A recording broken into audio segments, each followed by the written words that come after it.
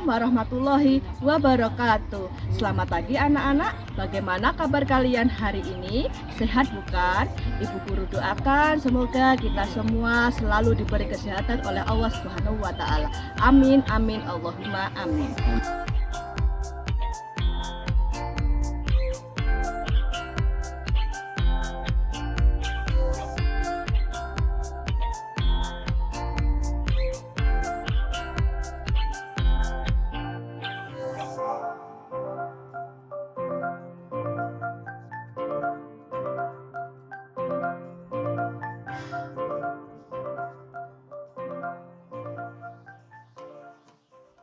Anak-anak, apakah kalian tahu tentang gambar ini?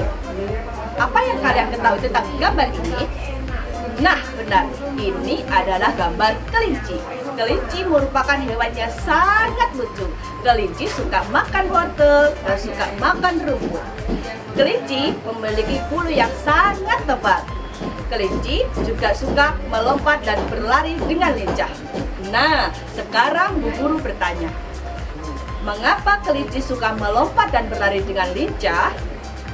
Jawabannya adalah karena didukung oleh organ-organ geraknya. Pada dasarnya, organ gerak kelinci dengan organ gerak hewan lainnya hampir sama dengan organ gerak manusia. Tanpa organ gerak, kita tidak bisa melakukan aktivitas apapun. Aktivitas yang melibatkan organ gerak antara lain berlari, memegang, memanjat, berenang, dan lain sebagainya. Nah, secara umum, gerak dapat diartikan sebagai gerak berpindah tempat dan berpindah posisi. Kita bisa bergerak karena adanya tulang dan otot. Tulang merupakan alat gerak pasif karena tidak bisa bergerak sendiri. Sedangkan otot disebut alat gerak aktif karena yang menggerakkan tulang. Fungsi tulang antara lain: 1.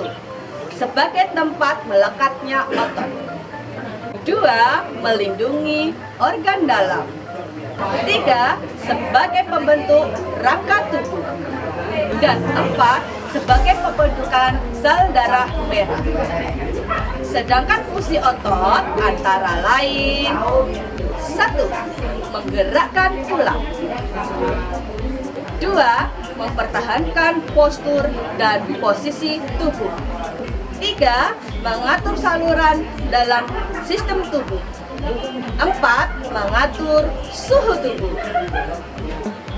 Agar pengalaman kita bertambah, kalian bisa membaca teks yang berjudul Organ Gerak Manusia dan Hewan.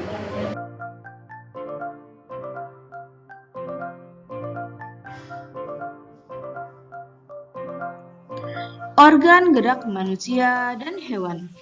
Salah satu ciri makhluk hidup adalah bergerak. Secara umum, gerak dapat diartikan berpindah tempat atau perubahan posisi sebagian atau seluruh bagian dari tubuh. Makhluk hidup akan bergerak apabila ada rangsangan yang mengenai sebagian atau seluruh bagian tubuhnya. Organ gerak hewan dan manusia ada dua macam, yaitu organ gerak aktif dan organ gerak pasif. Organ gerak aktif dilakukan oleh otot, sedangkan organ gerak pasif dilakukan oleh tulang. Tanpa adanya tulang, manusia dan hewan tidak dapat bergerak. Kedua alat ini akan bekerja sama untuk bergerak yang dikenal dengan nama sistem gerak. Kita dapat mengambil informasi dari suatu bacaan apabila kita mengetahui ide pokok. Apakah ide pokok itu? Ide pokok adalah gagasan yang menjadi dasar sebuah paragraf. Bagaimana cara menentukan ide pokok? Caranya adalah: 1. Bacalah teks secara berulang. 2. Carilah kalimat utama dalam teks tersebut. 3. Tentukan inti dari kalimat tersebut. Dalam sebuah paragraf terdapat kalimat utama yang berisi ide pokok dan kalimat pengembang. Kalimat pengembang merupakan pengembangan dari kalimat utama. Nah, sekarang kalian baca teks berikut ya. Kemudian kalian cari ide pokoknya. Bacaan, coba dibaca ya tentang organ gerak manusia dan hewan.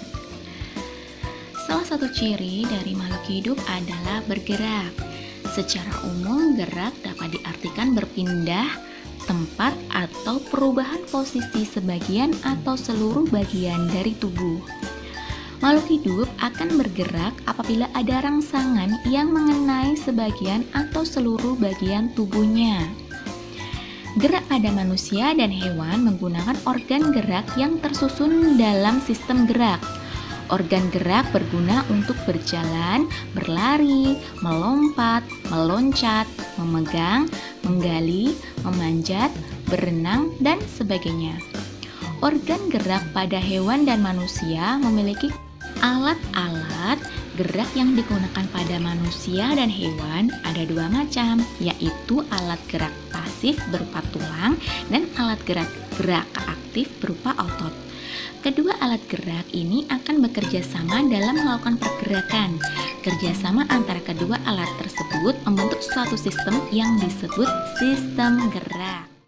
Nah, anak-anak, demikian pembelajaran pada pagi hari ini. Semoga kalian selalu diberi kesehatan, tetap semangat dalam belajar. Sampai jumpa di lain waktu kesempatan. Saya akhiri. Wassalamualaikum warahmatullahi wabarakatuh.